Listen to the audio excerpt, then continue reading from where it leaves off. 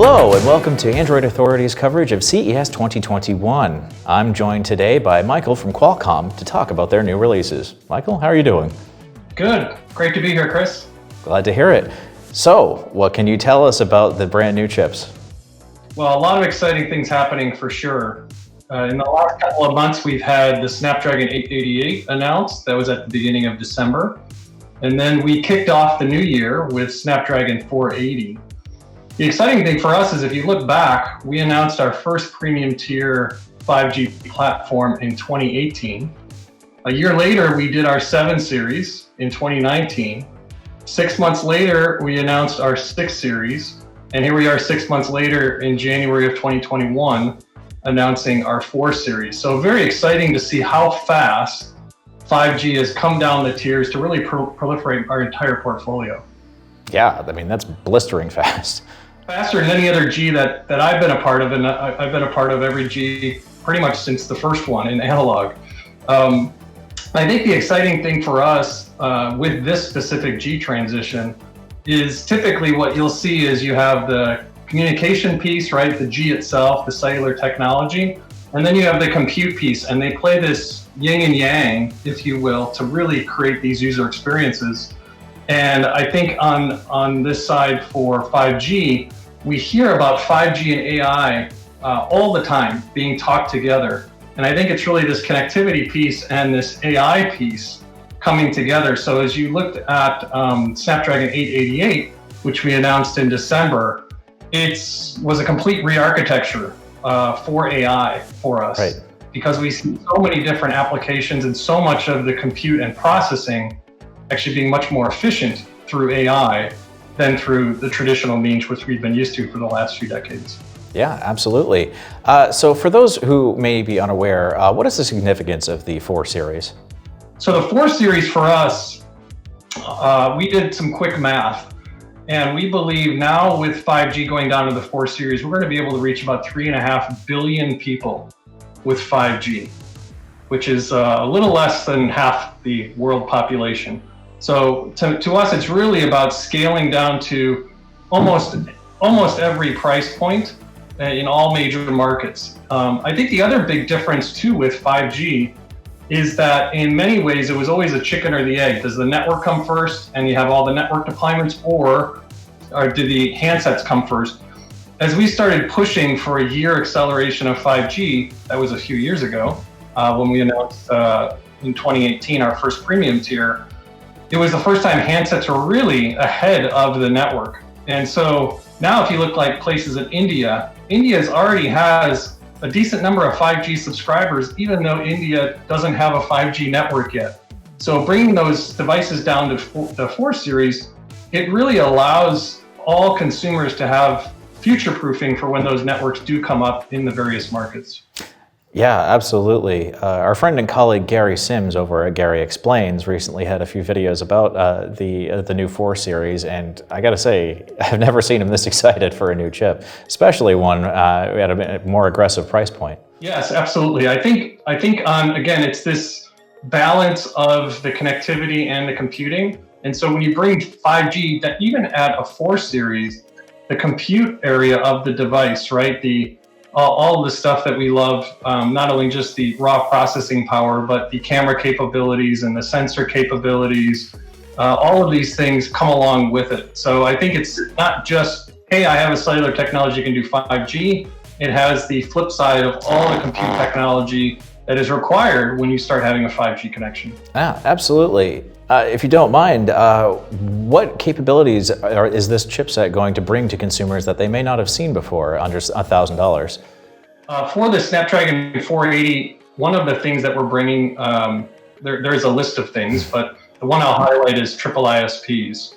And so what this is going to allow is, it wasn't long ago where all of us just had one camera on our device, then we had 2, now all of a sudden everyone has 3, even down to these lower price points. And so with that, if anyone's used a triple camera, bringing that down into the price tier is absolutely incredible. And so when you talk about 3 cameras, it's not just the optics of that. AI actually plays a very important role whether that's shooting video or capturing pictures. As you switch from one lens to the other, AI plays a really important role to make that transition smooth, as opposed to jagged, which is a lot of times what happens if you're shooting video and you'll see the phone switch from one lens to the other. You kind of have this pause, or even some devices, if you don't have enough ISPs on it, it actually doesn't even allow you to do it. It doesn't allow you to sweep across all three lenses. Bringing that down the price point, that's an incredible consumer experience where the 4 Series is going to land. Absolutely. Now, as far as what people might actually be familiar with, roughly whereabouts in performance does the 4 Series sit in comparison to older chips from Snapdragon? We used to say, how fast can you bring down the performance of your premium tier down to your lower tiers? And I think in today's world, it's actually happening faster than ever. We haven't published any specific performance benchmarks, if you will, on our 480 versus, let's say, our 855 or our 865 from 2 or 3 years ago. Yeah. But what we can say is the user experiences will be definitely a high notch above what people are used to at those price points. Our focus is on the use cases and bringing those to life the best that we can, which really drives into the heterogeneous computing of our whole platforms, right? It's not just about CPU, it's not just about GPU, it's not just about the DSP, it's not just about the ISP, it's all of these working in concert together to provide the best consumer experience with the highest performance, and here's the kicker, at the lowest power, which is always the trick. Awesome. I mean, obviously the challenges of this have got to be staggering, especially on the release schedule you guys have been going on. As far as plans for 2021, is there anything on the horizon that we should know about? I think one of the exciting things that you're going to start seeing in 2021, one is the premium tier chip that we launch in December is obviously a great preview for the whole industry of what does your smartphone look like in 2021. But I think outside of just the smartphone, what's exciting for us, frankly, 2021 and beyond, is 5G is different than other Gs in the past. As I said, I've been a part of all of them. And I think one of the most exciting things is how you're starting to see the device, the client, if you will, and the cloud working closer together, because you do have this high bandwidth, low latency link with 5G. So even today with AI, we have very high AI client capabilities. We announced with our 888 that we have 26 TOPS, trillion operations per second, which is almost mind-boggling. But on the flip side, we also have our Cloud AI 100, which is an edge AI, Cloud AI processing. And so I think what you're going to start seeing from a macro perspective is more of this division and distributed intelligence between a client and between the cloud. So AI is one example, but I think in just overall in compute as well, you're going to see it. The second thing that I would say is typically our cellular technologies have been mostly driven by the smartphone. In 4G, we started to branch out and had some for IoT and low data rate IoT devices. But with 5G, we're going to start seeing the release 16 come out. And what release 16 allows you to do is really have ultra low latency down in the single digit milliseconds. And so what this is going to have serious applications in the industrial IoT space.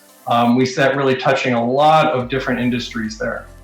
And then the third thing I'd mention is, this is a bit for more of the geeky crowd, but as you look at the infrastructure, which isn't a very sexy topic. I actually worked in infrastructure for 3 months at the beginning of my career, and I said, I think I'm going to go to the phone side of the business. That's a little bit more sexy than the infrastructure. But the real change that we're seeing in 5G today is typically we've had a very proprietary nature to how networks are deployed from all the different cellular infrastructure vendors. And so now, if you saw our announcement back in October at our 5G summit, we really see a virtualization of the radio access network, the virtual RAN. Now, what is that is going to allow is a lot more vendors not only to get involved in infrastructure, but it allows the infrastructure to scale much faster. So typically what we think of when we think of infrastructure is the big cell towers on the side of the road. Those will obviously still be there. But we see, femtocells, picocells, and frankly, private networks really starting to take off with 5G, which is going to make much more denser networks, but also have different use cases, especially in the enterprise. You mentioned disrupting industries. Apologies if this is a bit too out of my wheelhouse, but we are recording this on Wednesday, and recently there was an announcement from Qualcomm about a new acquisition. Is there anything you'd like to say about that? Well, first, we welcome the Nuvia team. We're super excited about this announcement and about this acquisition of Nuvia. It really comes down to our dedication to identify the best technology at the right points of time. And so obviously we saw a lot of value in what Nuvia brought and the IP that they have. And so we're very excited to integrate their technology in with our products at Qualcomm. We do see it, CPU is obviously the most generic kind of computing. So it pretty much impacts everything that we do, all the products that we have. And so we're super excited to integrate their technology, and obviously stay tuned for how that comes to life in actual products. Well, awesome. Well, thank you very much for joining us today. It's been a pleasure. Absolutely, Chris. It's definitely a different CES than in years past. Yes, it is. We appreciate having the ability to share what us at Qualcomm are doing, and obviously we have the great news that happened today. So it was wonderful to chat with you. All right, it was wonderful to chat with you. And thank you for joining us here today at Android Authority's CES 2021 coverage. I've been Chris Thomas. Take care.